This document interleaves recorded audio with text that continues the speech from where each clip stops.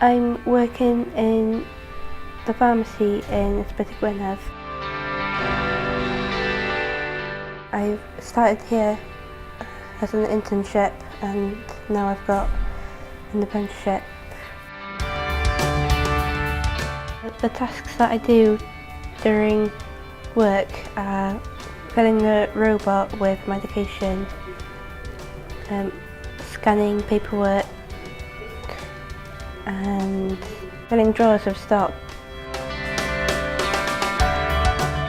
It's been a really good experience, both I hope for Sarah-Jayne. I think she's benefited a lot from it, but also for the department. I think Sarah-Jayne as an individual has gained a lot of confidence, and the department as well. It's good for us to have somebody here who's willing to learn and really motivated to develop herself as well. I feel really happy. I'm just really happy that this has happened to me, and from a year ago I thought I'd never get here, and it's just a big deal for me. If it wasn't for Project Search, then I wouldn't be here at all.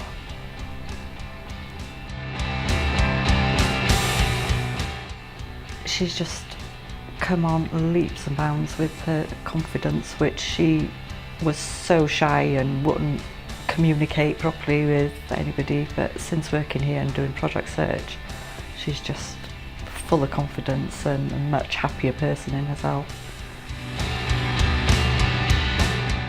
The support we've had from Rebecca has been fantastic, and Natalie as well. They were able to guide us as well as to what Sarah-Jayne's needs were, and if we needed to adapt the way we were teaching Sarah-Jayne, then they suggest ways of doing that. So it's been really good. I think they've made the journey easier for us because we've not, as far as I'm aware, not been involved in anything like this before. So we agreed to do it. We were very keen to get on board, but we needed their help and their guidance through the journey, just to get the best out of the internship.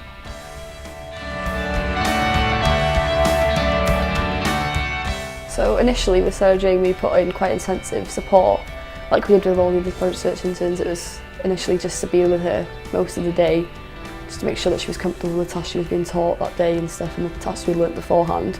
And then as the weeks went on, we sort of took a step back a little bit. We realised that she was getting the hang of the tasks. We'd leave her to it. We'd pop in and see and just check that she was doing everything right, and check with her managers, supervisors, just to see how they thought she was getting on, and if it was alright then we'd leave her. But she became quite independent pretty quickly with the tasks she was doing.